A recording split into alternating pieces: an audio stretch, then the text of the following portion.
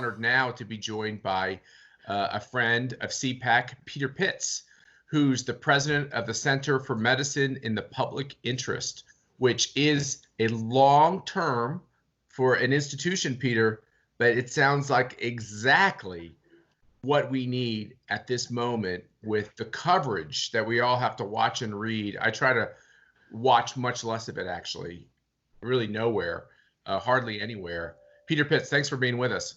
Oh, my pleasure. A real pleasure for me. Thank you. And now let's get specifically to this question of you're an American, you're a decent human being, you don't want to make people sick around you, you don't want to get yourself sick or your family sick. What is the most common sense thing Americans can do right now to avoid getting infected with Chinese corona? I think the most important thing that we can all do to do the right thing is to be good neighbors. And that means personal responsibility, appropriate and sane social distancing, solid personal hygiene. Yes, washing your hands really does make a difference, and wearing a mask. And I know that wearing a mask can sometimes become a political statement, or not wearing a mask, one way or the other, but it really does make a difference. Not only does it help you stay healthier, but it helps other people in your immediate surroundings stay healthier. It's the right thing to do. So I think short of a vaccine, we're going to continue to beat down COVID-19 by taking personal responsibility for doing so. Do you think that basically every American has been exposed to this virus by now? I think a large majority. I don't think we'll ever really know an exact number, but anything above 20% is huge, and we're well above 20%. The question becomes, what does being infected mean to different populations? For 85% of us who get COVID-19, it means being ill at home for about 2 weeks, get plenty of rest and liquids and tender loving care, as available, and then going to resume your duties. For about 15%, older people with respiratory conditions, other serious healthcare conditions, the folks who are hospitalized. Those are the folks that have to be very careful, and we've developed good protocols and good treatments for them. So as we're all bombarded with statistics, for me, one of the key statistics is how many people are being hospitalized, and then how many people are walking out of the hospital. And what we're seeing now is more people who are hospitalized, the high risk groups, are surviving and going home, and that's a huge victory. So how do you know 85% of the folks that contract this virus have this very typical 2-week period of time? Where do you go to get these numbers? Are you going to the CDC website? Are you going somewhere else? Like, where do we go to get the information that's going to be the most solid? Well, some of it is just pure common sense. I believe that going to the CDC website and the FDA website are two really solid places. I mean, the information, unfortunately, can be a bit geeky, and they use science speak, but that's appropriate. But it really is available right there. And it's not political. It's pretty straightforward. And when you listen to governors or politicians or pundits and they're trying to spin the numbers, that's not right. I mean, anybody that sounds like they're making a political statement, I'm automatically suspicious of those people. Let me ask you a question about this, the wearing of masks. 2 questions. One is a medical question. Very quickly, if you're not sick and you wear the mask, there's a lot of reporting about that you can actually wear your mask in a way that you can actually be touching your face more because people are fiddling with it a lot, as you see these kind of half-wit reporters do in the press briefing room at the White House. So, is there a chance that wearing a mask can actually cause you to be less safe or less healthy? I've heard that as well. And from my perspective, there's no downside to wearing a mask. Wearing a mask, if you touch your face more, if you sneeze with a mask on, you're not going to get more ill than if you were not wearing a mask. But I think one of the things about wearing a mask, which is interesting, is that it reminds all of us that we're in this together. And if any positive comes out of this, I think the value of community, of us all pulling in the same direction for victory, is tremendously useful. And I think I think that's right. I think it's less of a medical feature of this and more of, I think when people see you in a mask, it reduces the blood pressure of people who are very, very concerned. I think it relaxes people in a public setting when they see you in a mask. I think there's no question about that. But then the second political question I have for you is, does a mayor or a governor have the right to make you wear a mask, wear gloves, have they taken this too far with some of their prohibitions? And shouldn't this just be, as you said, like a golden rule, individuals making these decisions more? I think that's a nice way to put it, the kind of the golden rule of COVID-19 responsibility. I think the more government tells you to do things, the more people push back. I'll give you an example. I mean, a bunch of years ago, when Mike Bloomberg was mayor of New York, he wanted to ban certain types of sugary sodas. And people said, listen, Mayor, I'm perfectly capable of making my own decisions here. And maybe drinking sugary sodas may not be the best thing, but if you tell me to do it, I'm not interested. I think that we need to decide on our own what's the right thing to do. And I think that's going to drive this conversation. This is a perfect time to bring in Mark Weiermuller, who has a excellent question from Chicago, Illinois. Mark. Hello, CPAC Live. This is Mark Weiermuller in Chicago, Illinois. I've attended CPAC for the past 4 years, and I just want to say keep up the good work, everybody out there. My question today for Peter: Illinois Democratic Governor J.B. Pritzker might never open up the state, especially bars, restaurants, hairstylists, nail salons, schools, and churches, etc., especially churches.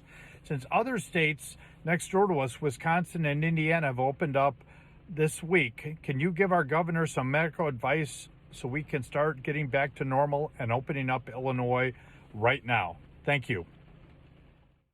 What a great question. And I think it's relevant to every state that borders states that are doing different things. At a certain point, government's going to lose control if they don't allow people to live their lives, go outside, go to restaurants and bars. Governments need to be guiders. They need to be the expert sources of information.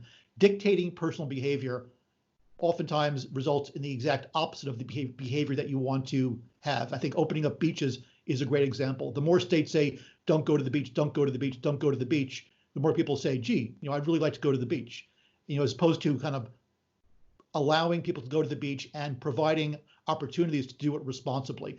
I believe that our governors, whether they're in Illinois or elsewhere, need to be the places that we go to learn the tactics for good, solid COVID-19 behavior rather than viewing them as the enemy. Yeah, I think that's a nice common sense answer. And one of the other aspects of going through this Chinese corona time is the changes to our healthcare and our education systems. You know a lot about our healthcare system and the changes that need to be made.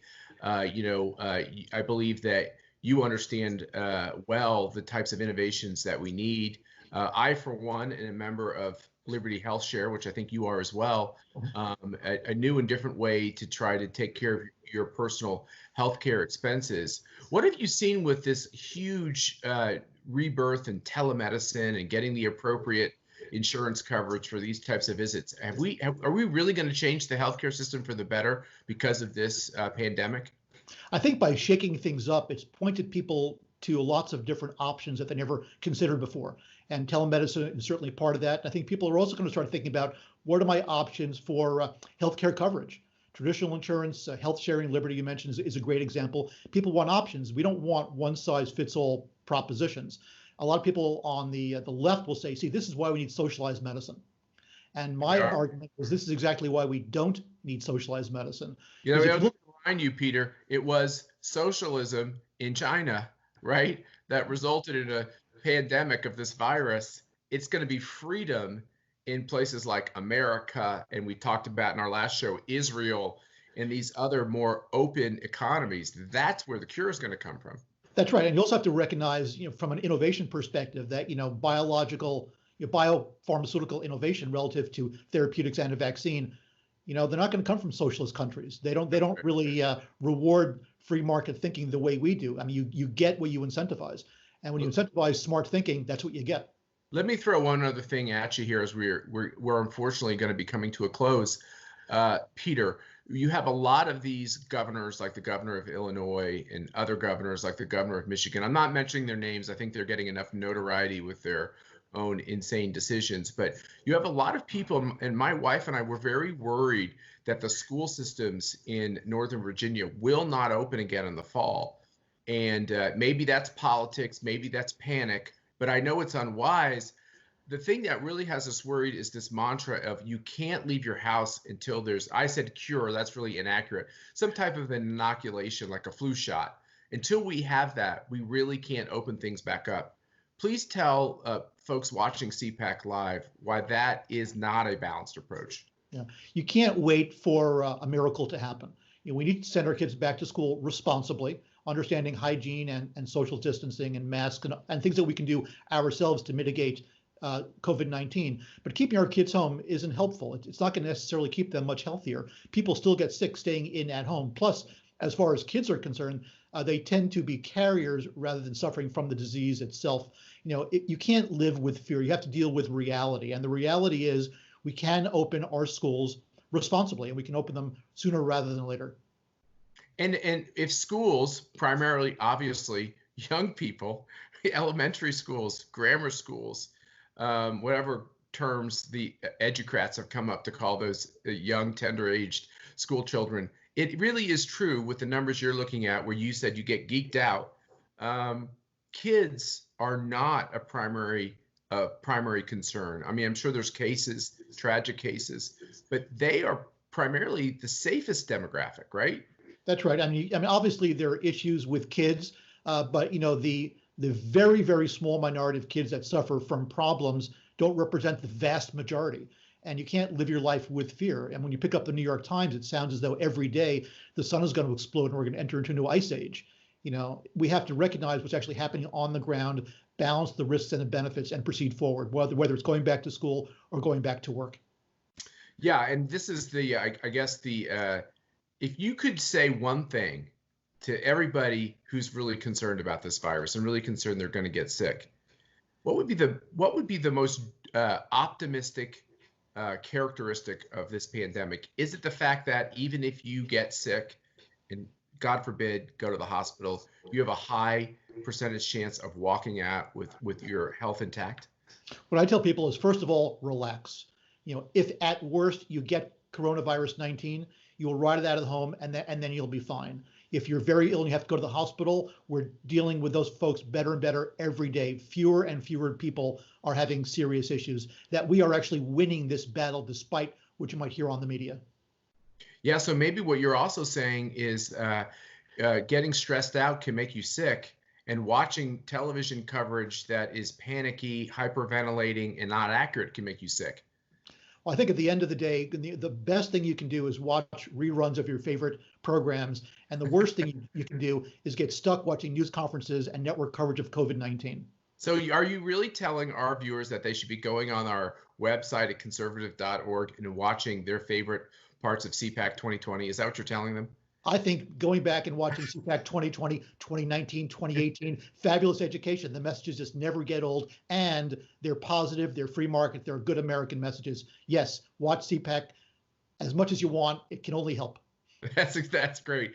Well, Peter Pitts, we really appreciate you joining us today on CPAC Live. And Wednesday, we're going to have another great show. We're going to be joined by Ambassador Robert Lighthizer, the trade representative, who has done an amazing, a really historic job of implementing President Trump's trade agenda, which focuses on bilateral trade agreements and really scrapping old agreements that are no longer relevant in the modern economy, and really rethinking the aspects of globalism and in focusing on some of their really, really dreadfully wrong downsides. So you'll want to watch Wednesday at 3:30 as well. We appreciate y'all joining us on CPAC Live. We're loving doing the show. We'll see you Wednesday, and y'all stay safe. Take care.